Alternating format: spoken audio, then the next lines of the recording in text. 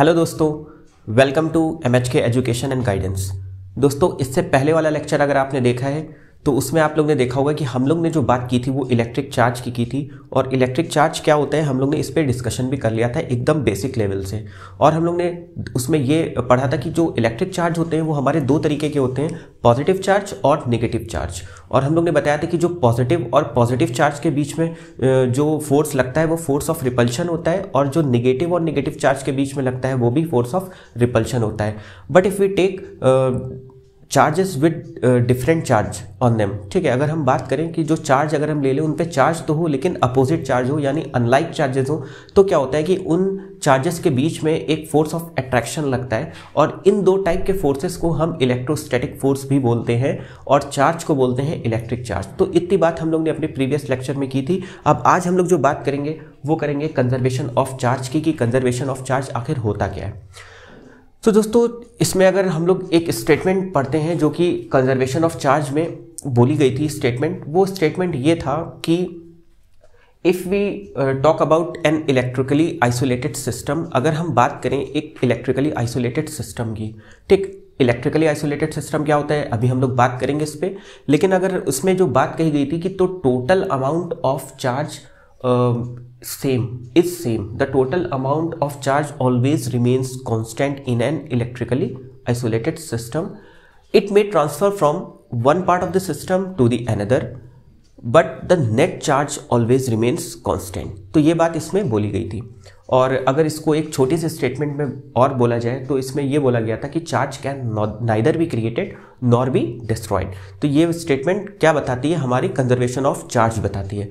अब थोड़ा इसको हम लोग देखते हैं कि आखिर स्टेटमेंट कह क्या रही है और ये इलेक्ट्रिकली आइसोलेटेड सिस्टम है क्या, तो हम लोग थोड़ा इसको जानते हैं। तो हम लोग एक लाइन लिख लेते हैं ताकि हमें पता हो कि कंजर्वेशन ऑफ चार्ज क्या होता है। तो इसमें जो बोला गया था, ये कहा गया था कि the total amount of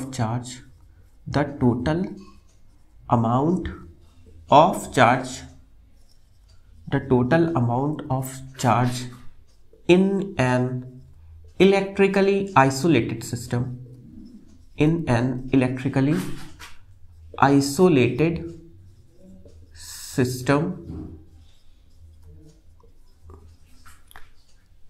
is always remains constant.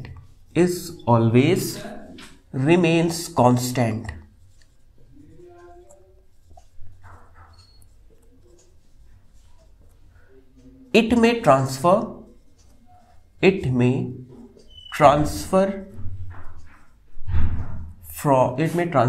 from one part of the system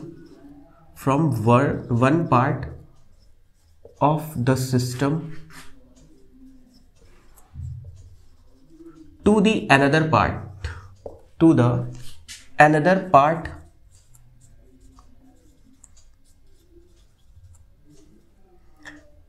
It may transfer from one part of the system to the another part of the system, but the net charge remains constant.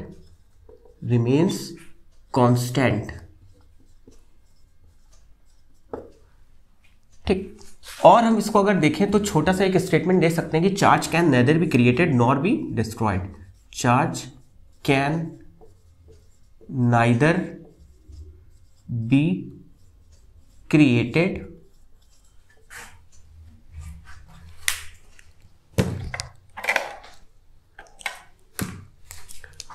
Nor be destroyed. ठीक, charge can neither be created nor be destroyed. तो जो conservation of charge है वो ये कहता है, ठीक है। तो दोस्तों, अब हम यहाँ पे सबसे पहले ये बात करेंगे कि ये जो आइसोलेटेड सिस्टम, इन्होंने इलेक्ट्रिकली आइसोलेटेड सिस्टम जो टर्म इसमें यूज किया है वो आखिर है क्या, इलेक्ट्रिकली आइसोलेटेड सिस्टम। तो अगर यहाँ पे हम बात करें तो हम यहाँ पर दो सिस्टम लेंगे, ठीक, एक सिस्टम मान लेते हैं हम ये लेंगे और एक सिस्टम हम ये लेंगे। ठीक, हमने इस सिस्टम के साथ क्या किया, हमने कहा कि इसमें ढेर सारा चार्ज है, ठीक है। तो हमने बोल दिया कि इसमें ढेर सारा चार्ज है, जैसे हमने यहाँ पे positive negative positive negative positive negative positive negative positive और इस तरीके से ढेर सारा चार्ज हमने क्या किया, इसमें बना लिया। ठीक, एक सिस्टम ये हो गया और एक सिस्टम ये हुआ, इसमें भी हमने ढेर सारे चार्जेस बना लिए।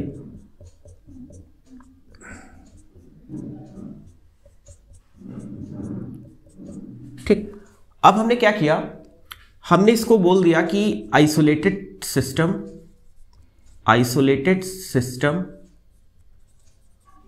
और इसको बोला नॉन आइसोलेटेड सिस्टम, इसको बोल दिया नॉन आइसोलेटेड सिस्टम। अब यहां पे आप लोग को लग रहा होगा कि यार ये तो सेम चीज बना दी है कि आइसोलेटेड सिस्टम में भी कोई डिफरेंस नहीं है, नॉन आइसोलेटेड सिस्टम में भी नहीं है, तो हम इसमें डिफरेंशिएट कैसे करेंगे। आइसोलेटेड सिस्टम एक ऐसा सिस्टम होता है कि जो सिस्टम अपनी सराउंडिंग्स से इंटरैक्ट नहीं करेगा। ठीक, क्लियर होगा आपको कि isolated system is a system that does not interact with its surroundings, यानी वो अपनी सराउंडिंग्स से इंटरैक्ट नहीं करेगा। कहने को ये भी बोल सकते हैं कि एनर्जी और मैटर ट्रांसफर नहीं होगा।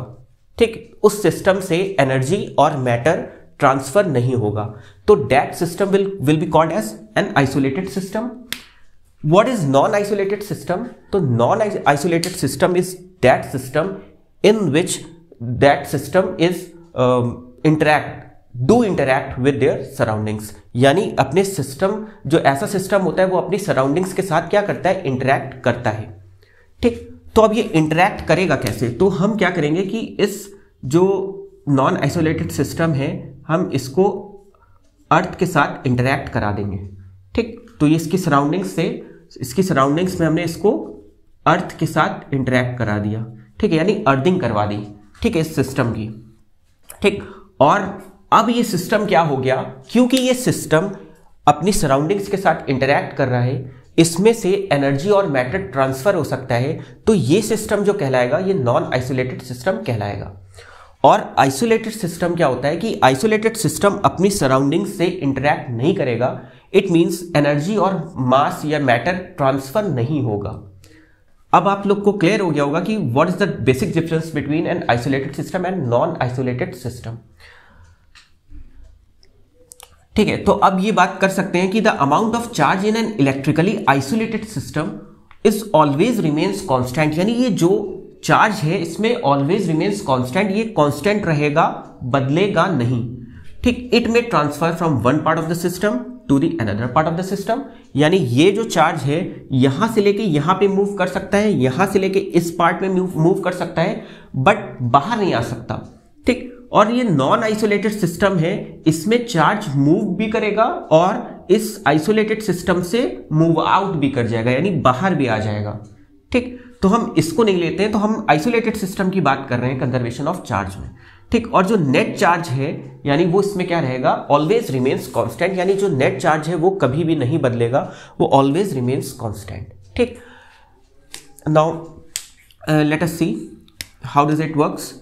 ठीक, तो यहां पे अगर हम कह दें, ठीक, अगर हम यहां पे कह दें कि हम इस आइसोलेटेड सिस्टम के पास में एक नेगेटिवली चार्ज बॉडी ले आए। ठीक है, एक नेगेटिवली चार्ज बॉडी ले आए।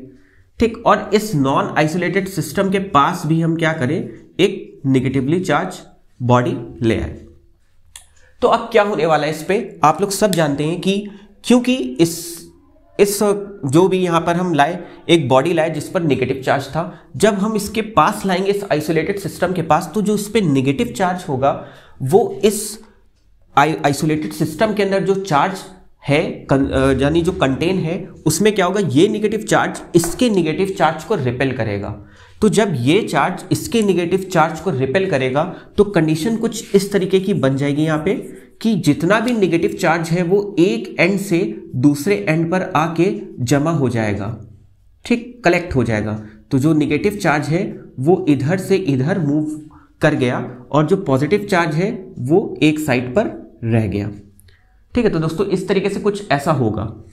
तो अब हमने यहां पे देखा क्या कि जो चार्ज था वो one part of the system से another part of system move तो कर गया, लेकिन जो नेट चार्ज था, अगर जो नंबर ऑफ इलेक्ट्रिक चार्ज था वो सेम रहा, जितना हमारा पॉजिटिव चार्ज था उतना ही हमारा नेगेटिव चार्ज इसमें उसके बावजूद भी रहा। अब बात करते हैं अगर हम नॉन आइसोलेटेड सिस्टम की, तो जब हम इसके पास में एक नेगेटिवली चार्ज बॉडी लाएंगे तो ये नेगेटिवली चार्ज बॉडी इस आइसोलेटेड सिस्टम के अंदर, ठीक है, नॉन आइसोलेटेड सिस्टम के अंदर के नेगेटिव चार्ज को रिपेल करेगी और ये नेगेटिव चार्ज कुछ इस तरीके से यहां पर जमा हो जाएंगे, ठीक, क्योंकि ये इंटरैक्ट कर रहा है isolated system, non isolated system earth के साथ, तो इसको जगह मिल जाएगी, ठीक है, इसको चांस अपॉर्चुनिटी मिल जाएगी कि ये जो चार्ज है ये मूव कर जाए कुछ इस तरीके से अर्थ में। तो ये जो चार्ज है यहां से मूव कर जाएगा, और जब यहां पे नेगेटिव चार्ज ये मूव कर जाएगा अर्थ में, तो इसका जो नेट चार्ज होगा ना, वो जो नेट चार्ज होगा ना वो कभी भी कांस्टेंट नहीं होगा। तो नेट चार्ज जो है वो चेंज हो गया, क्योंकि नंबर ऑफ चार्ज क्या हो गया, घट गया, ठीक। तो यहां पर नेट चार्ज बदल गया, लेकिन यहां पे जो नेट चार्ज है इलेक्ट्रिकली आइसोलेटेड सिस्टम में, ये नेट चार्ज हमेशा क्या होगा, सेम होगा, ठीक। तो ये कहती है हमारी जो कंजर्वेशन ऑफ चार्ज की जो थ्योरी है वो ये बताती है कि कुछ इस तरीके से चार्ज के साथ होता है। अगर हम इलेक्ट्रिकली आइसोलेटेड सिस्टम कंसिडर करें तो उसमें जो नेट चार्ज है वो कभी भी बदलेगा नहीं, ठीक, वो हमेशा क्या रहेगा, कांस्टेंट रहेगा। और मैंने आपको बता दिया बेसिक डिफरेंस कि आइसोलेटेड सिस्टम और नॉन आइसोलेटेड सिस्टम में क्या बेसिक डिफरेंस होता है। तो दोस्तों उम्मीद करता हूं कि आपको कंजर्वेशन ऑफ चार्ज बहुत अच्छी तरीके से समझ आया होगा, और अगर दोस्तों नहीं समझ में आया, कहीं पे आपको थोड़ा सा डाउट है, तो आप वीडियो को फिर से रिवर्स करके देख सकते हैं, तो आपका जो डाउट है उम्मीद करता हूं क्लियर हो जाएगा। तो दोस्तों मिलते हैं हम अपनी नेक्स्ट वीडियो में फिजिक्स का नेक्स्ट टॉपिक लेके इलेक्ट्रोस्टैटिक का। तब तक के दोस्तों गुड बाय।